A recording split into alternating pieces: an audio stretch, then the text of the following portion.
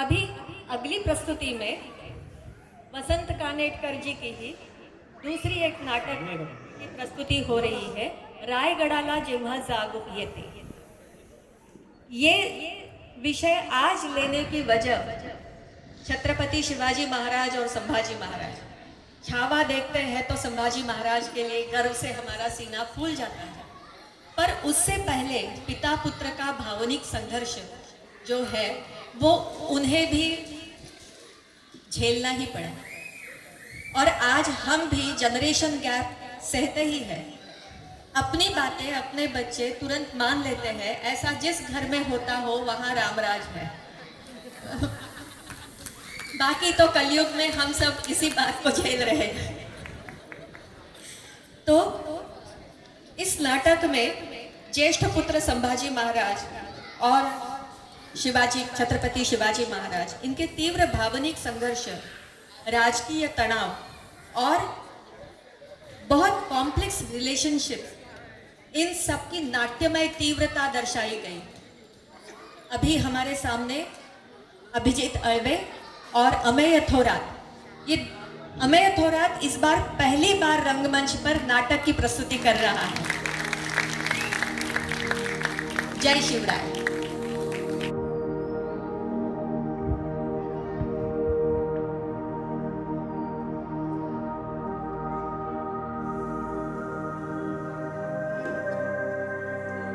उभ्या जन्मात आम्हाला कशाचं थोडं जरी भय वाटलं असतं तरी मोहाच्या क्षणापासून आम्ही बचावलो असतो, पण आबासाहेबांसारखे थोर, पराक्रमी आणि चारित्र्य संपन्न पित्याच्या पोटी आम्ही जन्म न घेतो तर फार बरं होतं।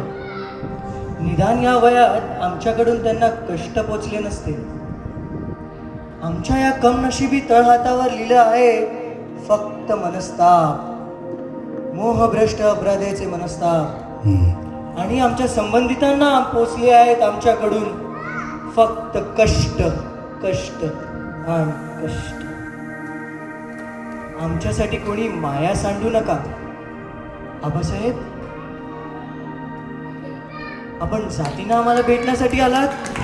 राजे, तुम्ही आल्याची वर्दी मिळाली त्यावेळी मी देवीची पूजा करीत होतो। पूजा आटपून बाहेर अंगणात आलो तसा दारातच प्राजक्ताचा सडा पडलेला दिसला।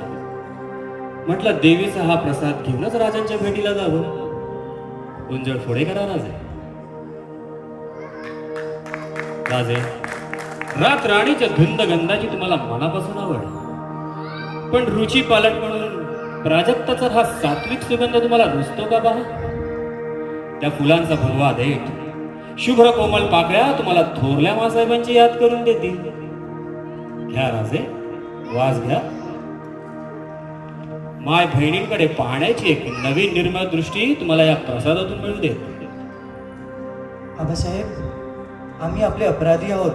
पुत्रधर्म आम्हाला पाळता आला नाही, युवराज पदाची प्रतिष्ठा आम्हाला सांभाळता आली नाही। आबासाहेब, उठा राजे। राजे, एक थोर सुंदर शिल्प उभारण्यासाठी ऐन उमेदीत आम्ही पित्याशी झुंज घेतली, आणि ते शिल्प सावरण्यासाठी आज पुत्राची झगडा करण्याची पाळी आली। लेकरा, तू हे काय केलंस? आबासाहेब, आमच्याकडनं चूक घडली। आम्ही आपले अपराध मान्य करतो। आपण द्याल ती सजा आम्ही भोगण्यास तयार आहोत।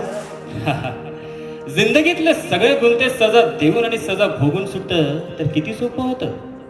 सजा देणारे आम्ही कोण? ज्यांनी हिंदवी स्वराज्याचा संकल्प आमच्या हातून पूर्ण केला त्यांनीच सजा फरमावली।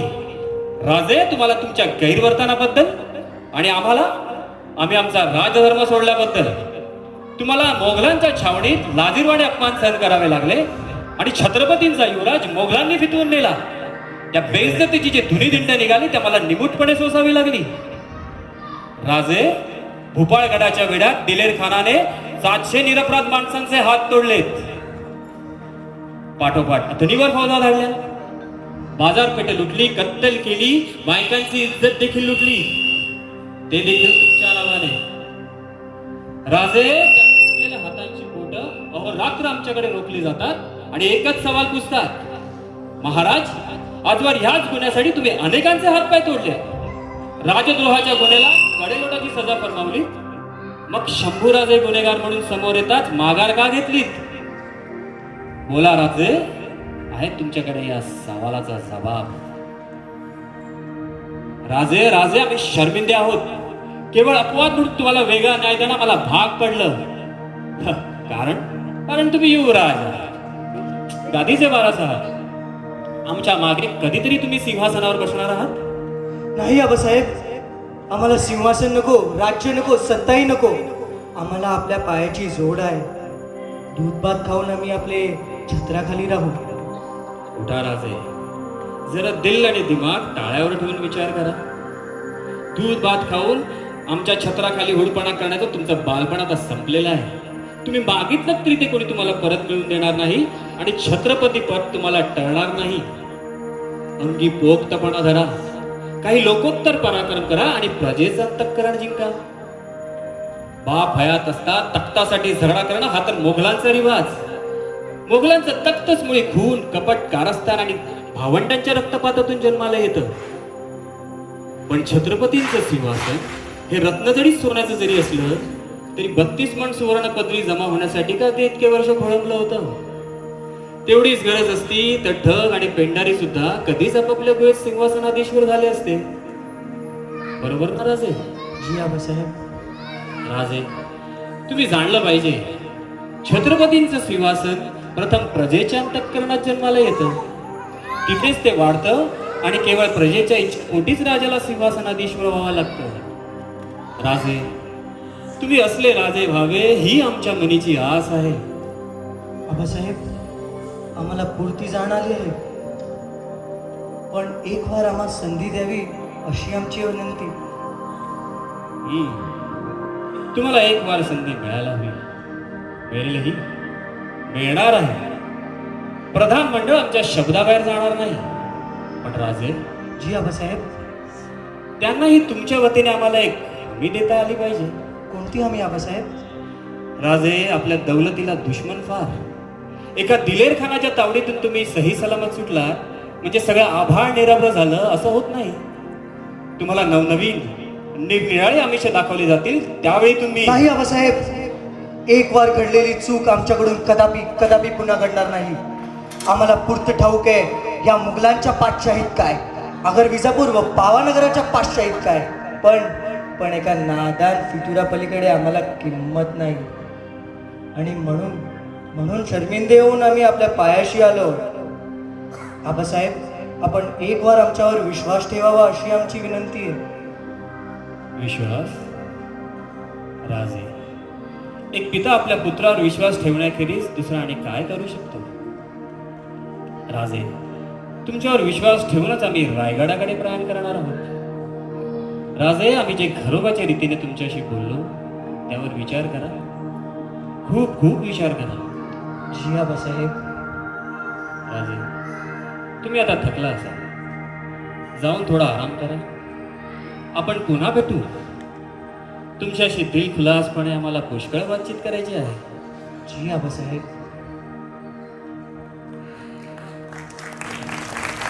राजे, जी. पोटात राहत नाही म्हणून एक इशारा देतो. जी आबासाहेब. यापुढे कधीही खुशाने का गफलतीने सुद्धा औरंगजेबाच्या तावडीत सापडू नका. आबासाहेब. राजे, 2 वेळा त्या काळ सर्पाच्या शेपटीवर पाय ठेवून त्याच्या तावडीतून तुम्ही सही सलामत सुटलात. याद ठेवा, पुन्हा कधी गवसलात तर तुमची सुटका करायला हे आबासाहेब असणार नाहीत. आबासाहेब. राजे, इशारा तेवढा ध्यानी ठेवा. या.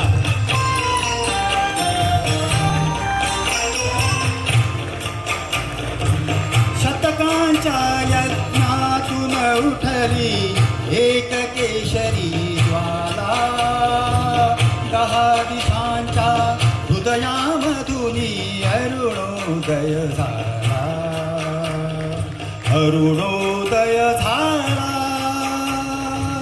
शिवप्रभूची नजर फिरे उठे मुलुक सारा, दिशा दिशा भेदीत धावल्या खडगांच्या धारा. हे तुफान स्वातंत्र्याचे